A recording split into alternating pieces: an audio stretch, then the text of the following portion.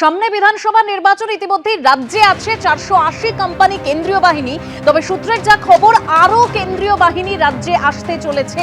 31শে মার্চের মধ্যে রাজ্যে আসছে আরো 300 কোম্পানি কেন্দ্রীয় বাহিনী।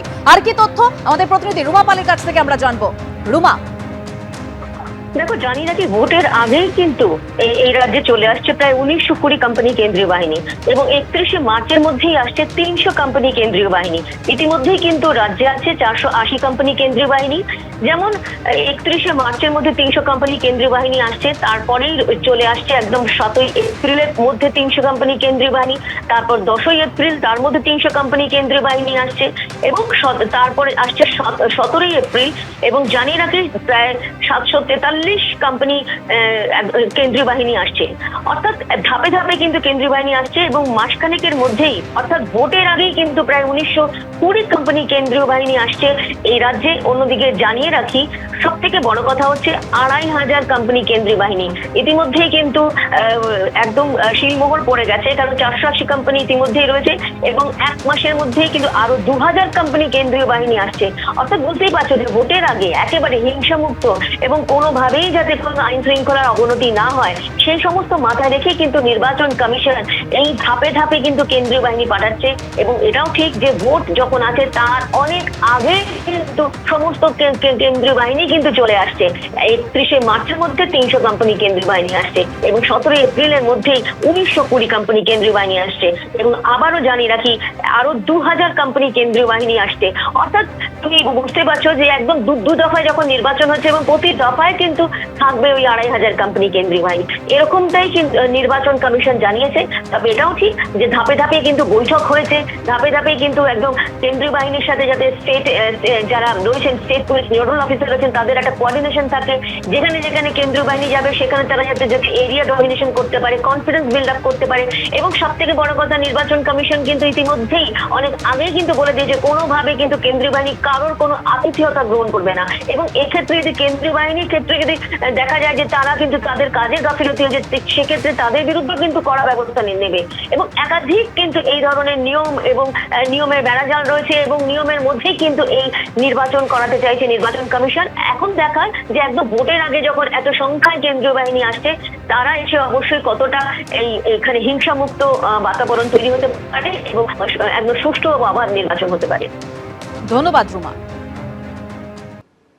বিবেচনাধীনের তালিকায় অনেক নাম রয়েছে, আর তাই প্রশ্ন, সাপ্লিমেন্টারি তালিকা কবে বেরোবে? যা তথ্য এখনো পর্যন্ত সামনে আসছে, সোমবার বিকালে বেরোবে এই প্রথম সাপ্লিমেন্টারি তালিকা এবং তারপরে প্রতি শুক্রবার সাপ্লিমেন্টারি তালিকা বেরোবে। নির্বাচন কমিশন সূত্রে কি তথ্য আমরা জানবো আমাদের প্রতিনিধি রুমা পালের কাছ থেকে। রুমা, দেখো, জানিয়ে রাখি যে শুক্রবার পর্যন্ত 27,23,000 নিষ্পত্তি হয়েছে এবং সোমবার বিকেলেই কিন্তু এই সাপ্লিমেন্টারি লিস্ট জারি হচ্ছে এবং ওই সপ্তাহে কিন্তু শুক্রবার আরেকটি লিস্ট আসছে এবং পরবর্তী শুক্রবারে কিন্তু আরো একটি লিস্ট আসবে। এইভাবে কিন্তু শুক্রবার করে লিস্ট বেরোবে এবং সেক্ষেত্রে প্রথম যে লিস্ট বেরোচ্ছে সাপ্লিমেন্টারি লিস্ট, সেটা সোমবার বেরোচ্ছে। 27,23,000 নিষ্পত্তি হয়েছে। এই মুহূর্তে যা খবর পাওয়া যাচ্ছে সেটা 10 লক্ষের মতো বাদ রয়েছে। তবে যারা বাদ রয়েছেন তারা কিন্তু ট্রাইব্যুনালে যেতে পারবেন। ইতিমধ্যেই ট্রাইব্যুনাল গঠনেরও কিন্তু বিজ্ঞপ্তি জারি হয়ে গেছে নির্বাচন কমিশনের তরফ থেকে। একদম রুমা, তুমি আমাদের সঙ্গে থাকো।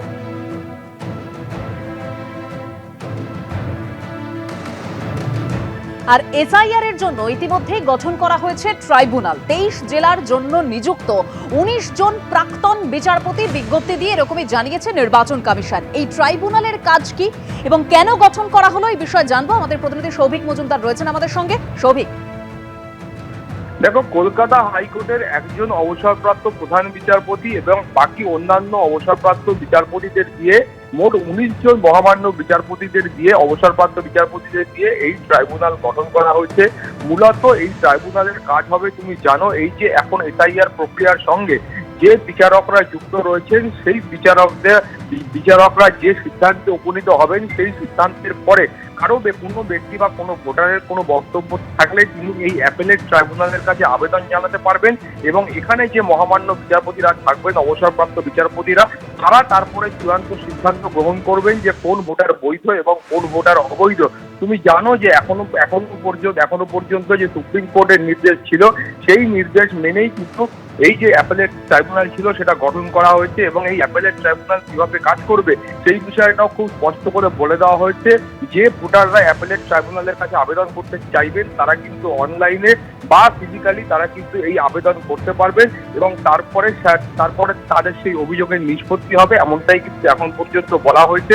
তোমাকে আরো একবার বলবো যে এই অ্যাপেলেট ট্রাইব্যুনালে এখনো পর্যন্ত যা সিদ্ধান্ত হয়েছে সেখানে কলকাতা হাইকোর্টের অবসরপ্রাপ্ত প্রধান বিচারপতি সিএস শিবকানম তিনি থাকবেন, তার পাশাপাশি বিচারপতি প্রদীপ্ত রায়, তপন সেনের, প্রণব কুমার দে, প্রভাত কুমার দে সহ মোট 19 জন বিচারপতিদের দিয়ে এই অ্যাপেলেট ট্রাইব্যুনাল গঠন করা হয়েছে। দেবস্মিতা, ধন্যবাদ সৌভিক। এবিপি আনন্দ এগিয়ে থাকে, এগিয়ে রাখে।